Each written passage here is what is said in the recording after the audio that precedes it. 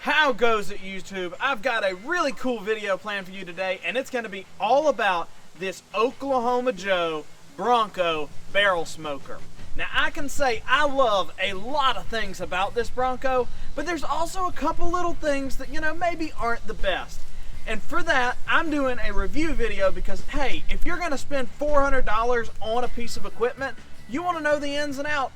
And what's better than knowing the ins and outs before you ever have to put any money down? So this is the Oklahoma Joe Bronco barrel smoker review. So let's crack this Oklahoma Joe open here, and let's go over exactly what you're gonna get when you spend $400 on it. So first things first, you're gonna get these nifty little hanging racks. And these things are great if you're planning to do some hanging ribs. And actually the last rib video that I posted is all about hanging ribs. It's called the One Rub, One Sauce Rib video.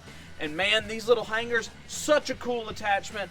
Awesome barbecue taste gotten from those. Going right alongside with that, you're gonna get these meat hooks, and you're actually gonna get 9 of these meat hooks. You get 3 of the hangers, 9 of the meat hooks, and it's gonna allow you to hang 9 chickens, 9 racks of ribs, whatever you're hanging. Sausages is another great thing, but you're gonna get 9 of these meat hooks, so a really good value. You're not having to buy a bunch of extra stuff. And finally, your last little attachment that you're gonna get is this little hook, and it's gonna help you right here pull the grate out or pull the charcoal out. It's really gonna keep you from burning your hands so badly. Kind of mentioned it just a second ago. You're gonna get a cooking grate, obviously. You're also gonna get a heat shield. This kind of sits right here on this lip of the smoker. On the inside, it's gonna sit on that.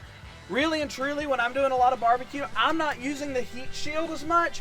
But if I want to convert this into a charcoal grill, which is one of the really cool adaptable features about it, you'll actually set your charcoal pan on top of the heat shield. It's going to bring those coals up closer to that grate so you're able to, grill. Next thing that you're going to get here is the actual charcoal grate. And the charcoal grate is comprised of 2 pieces. I'm not going to pull it out here, but it's the actual grate the charcoal sits on, as well as the actual kind of shield class cup or whatever you want to call it that the charcoal is going to sit in. And finally, your last thing, obviously pretty standard with a charcoal grill, is your actual ash pan. It's got the holes in it to let airflow in. Honestly, I really like that the holes are symmetrical all the way across. I've had some that are very targeted air holes, and it kind of limits airflow to your coals. In some ways, it makes the coals burn up a little bit quicker, but really and truly, I'd take a little bit of that for even burning, which is exactly what you get with this Oklahoma Joe barrel smoker. So now that we got accessories out of the way, let's go over how the Bronco works, and really and truly how most barrel smokers work. So this is our out pipe. This isn't going to suck any air in. The way fire burns is a circulation, so you have to have air come out and air come in, which is down here. But since this is out and it's not really trying to pull any air in, I'm gonna leave it open all the time. It's got this nifty little dial here that lets you custom adjust it, but unless I'm trying to get a lot of smoke on whatever I'm cooking, which most of the time you're not, you don't want to over smoke things, I'm going to leave it cracked all the way open, not even worry about it. Only time I'm really shutting it is when it's in storage, because I don't want dust to build up in the Bronco. Then obviously we've got this here.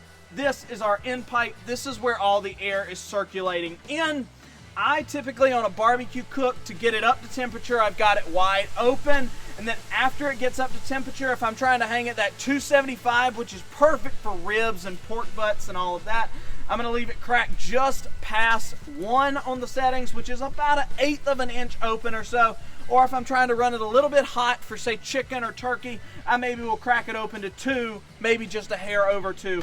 I'm almost never running at 3 or 4 unless I'm trying to build this thing up to temperature. Finally, when that air comes in through that end pipe, there's a hole directly underneath the smoker that is going to let it come up. And that's what those holes within that ash pan are doing, is letting those coals breathe through that pipe that's coming up the middle.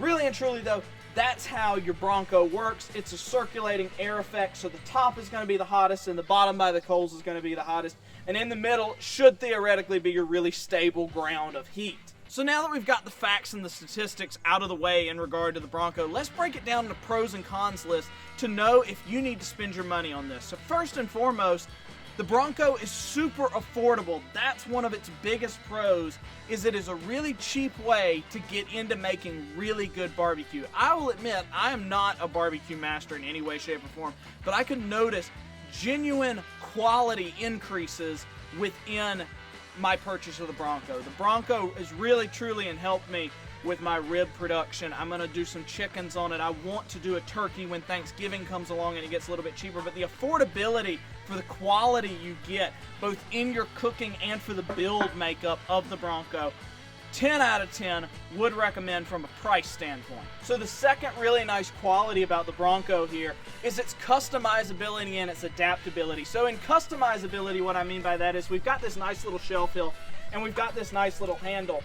But I could actually take the screws out of the bottom of this handle and put a secondary shelf. Or for whatever reason, if I didn't like this shelf, I could take it off and order a second handle.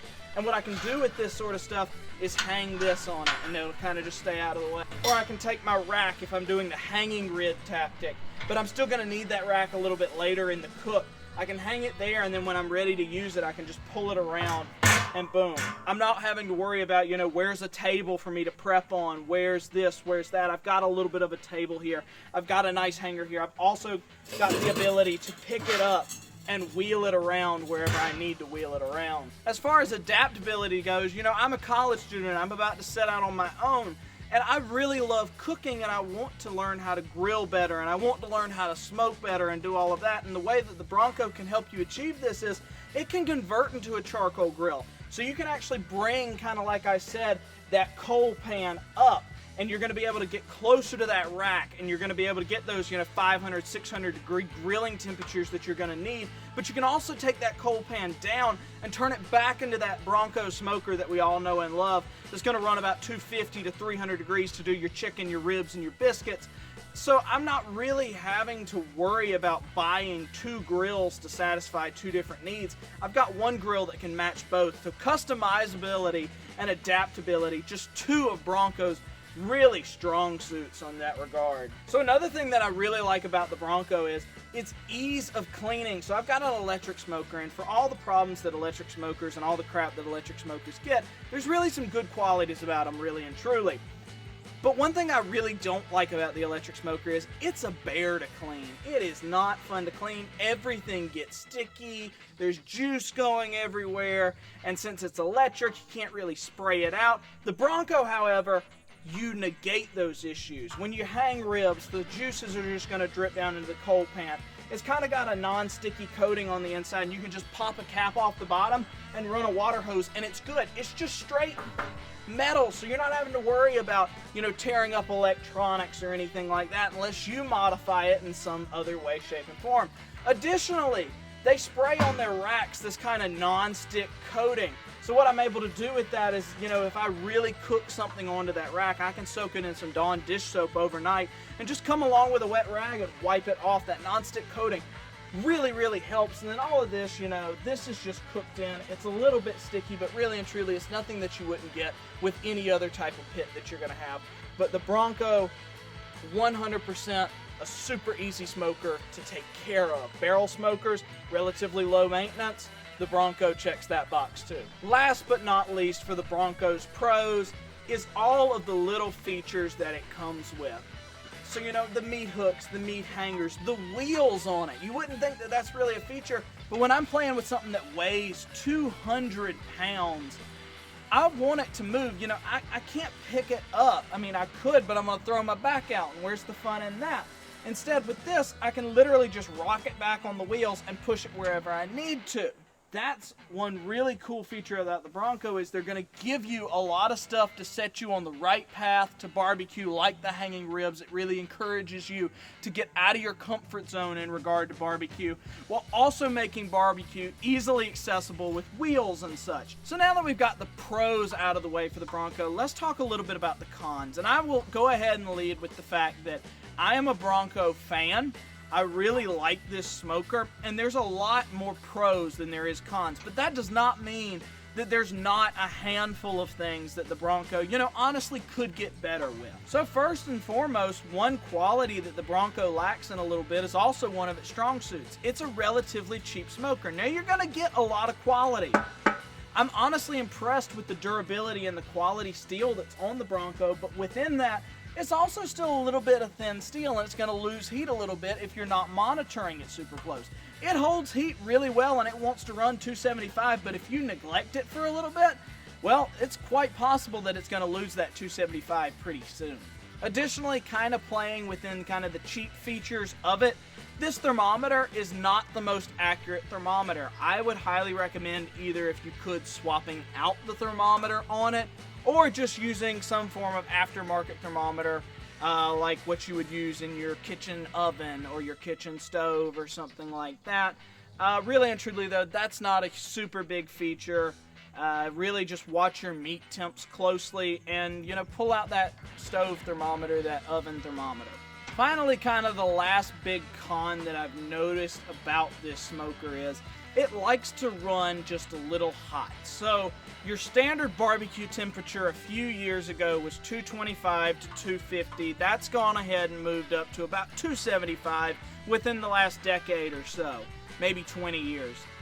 The Bronco likes to run at maybe 285, so just a hair over that. And it doesn't sound like a big deal, but when you're cooking meat over 6, 7, or maybe if you're even doing a big brisket, 17, 18 hours, the Bronco might struggle with that a little bit. It doesn't like the super low temperatures. Now, really and truly, that might be something that you're able to figure out with a little bit more adjusting and playing with, but the little bit that I've played with it, it doesn't like 275, it likes 280, 285, especially when you're using the hanging rib method and you've got maybe some grease or some fat coming off of those ribs dripping down into the coals and creating little flare-ups. Now, one more con in regard to the Bronco is its cooking specs. So it says that you can cook 9 racks of ribs on it, but the only way that you're going to fit those 9 racks is if you're using the hanging method, and then you're going to wrap them and stack them on top of the grate, which then you got to run the risk of, bumping into the top and having a hot zone at the top.